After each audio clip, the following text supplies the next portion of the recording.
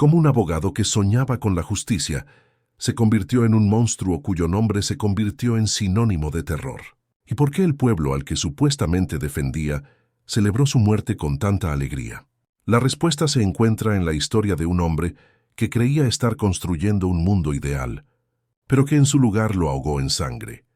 La bala había destrozado la mandíbula de Maximilien Robespierre, de tal manera que fragmentos de hueso se derramaban de su boca cada vez que intentaba hablar. Durante 14 horas, el hombre que una vez envió a la muerte a 17.000 personas se desangró en una silla del Comité de Salvación Pública. Su rostro estaba envuelto en vendas sucias, mientras en la habitación de al lado, sus antiguos aliados celebraban su caída. Cuando el verdugo finalmente arrancó las vendas improvisadas, Robespierre lanzó un grito tan agudo que silenció a la rugiente multitud de 200.000 personas reunidas para verlo morir. La misma guillotina que había cobrado la vida de María Antonieta, del rey Luis XVI y de miles más durante el terror, esperaba ahora al arquitecto de ese reino de muerte. Era el hombre conocido como el incorruptible, el abogado que vestía el mismo abrigo sencillo cada día, rechazando sobornos y regalos. Durante 3 años, Robespierre fue la figura más temida de Francia. Firmaba sentencias de muerte con la misma indiferencia con que otros firman cartas. Su firma era una orden de ejecución. Su nombre, susurrado en la compañía equivocada, podía llevarte a una celda antes del amanecer. Sin embargo, aquel día de verano, Maximilien Robespierre ya no era temido. Era simplemente otro hombre destrozado esperando morir. Su ascenso comenzó con una única convicción que acabaría por consumirlo. La virtud podía imponerse a través de la violencia.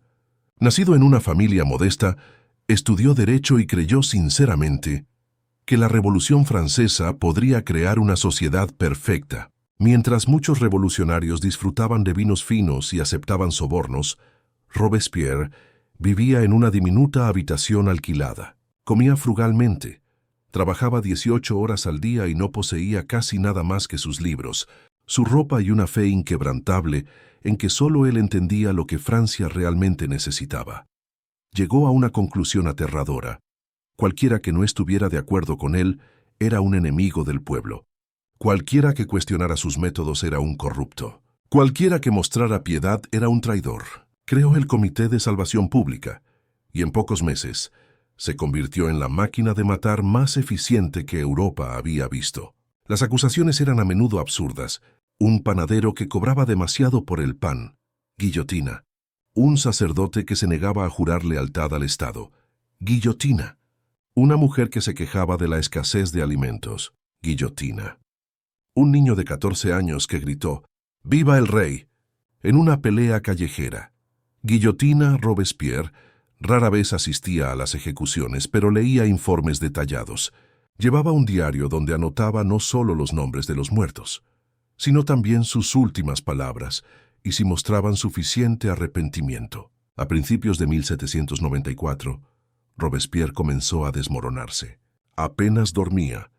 Un tic nervioso hacía que su ojo izquierdo parpadeara sin control. Murmuraba para sí mismo, discutiendo con oponentes invisibles. Empezó a llevar una pistola cargada a todas partes, incluso a las reuniones del comité, colocándola sobre la mesa junto a sus papeles.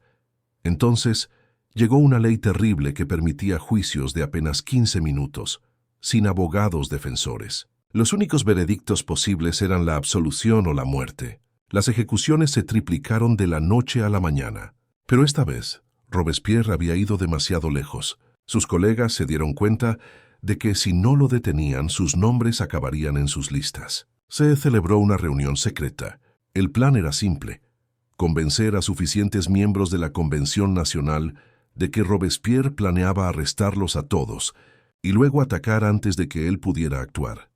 Un día de julio, entró confiado en el palacio. Creía que su retórica y su autoridad moral silenciarían cualquier oposición, como siempre. Pero esta vez fue diferente. En cuanto se levantó para hablar, estallaron los gritos. Por primera vez en 3 años, los diputados se atrevieron a desafiarlo. «¡Abajo el tirano!», gritó alguien. Su voz fue ahogada por un coro atronador. «¡Muerte a Robespierre!». El hombre que había aterrorizado a Francia Se quedó sin palabras mientras sus antiguos aliados se volvían contra él. Los guardias se movieron para arrestarlo. Parecía aturdido, incapaz de comprender lo que sucedía. «No podéis arrestar a la virtud», te gritó mientras se lo llevaban. Fue llevado al Hotel de Ville, donde sus últimos leales intentaron organizar un rescate, pero las calles estaban vacías. El pueblo que decía representar ya no quería escucharlo. A las 3 de la mañana, las fuerzas leales a la convención asaltaron el edificio. En el caos sonó un disparo. Algunos dicen que intentó suicidarse, otros que fue un accidente. Lo cierto es que la bala le destrozó la mandíbula, dejándolo en un estado de agonía, pero consciente.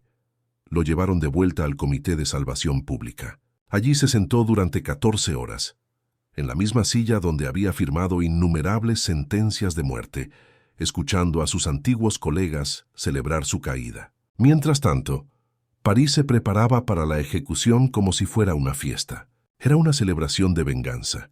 A las 4 de la tarde, Robespierre y sus aliados fueron cargados en las carretas de la muerte. La multitud se agolpaba en las calles lanzando insultos. Cuando las carretas llegaron al cadalso, el rugido era ensordecedor. Y entonces llegó el momento que nadie olvidó. El ayudante del verdugo arrancó las vendas ensangrentadas que sujetaban su mandíbula destrozada. Robespierre lanzó un grito tan agudo, tan animal, que la plaza entera enmudeció por un instante. «Es el grito de todas sus víctimas», gritó alguien. El silencio se rompió, y la multitud estalló en vítores. La hoja cayó, la cabeza rodó. La muerte fue instantánea. La ciudad estalló en una celebración que duró toda la noche. Casi de la noche a la mañana, la máquina de la muerte se detuvo.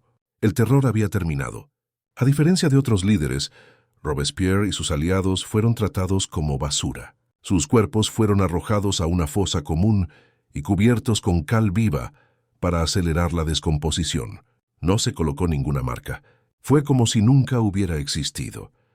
Su caída enseñó a Francia una lección brutal. Una vez que el terror se convierte en una herramienta de gobierno, no puede ser controlado. Corroe todo: la ley, la moral, la amistad. Robespierre creía que estaba creando una república de la virtud. En realidad creó una república del miedo. Su historia es el ejemplo más claro de cómo la certeza absoluta en la propia rectitud puede justificar una crueldad impensable. El hombre que comenzó luchando contra la tiranía se convirtió en la tiranía misma. Su nombre se convirtió en una maldición y una advertencia, mientras que el pueblo al que intentó controlar bailaba celebrando su final.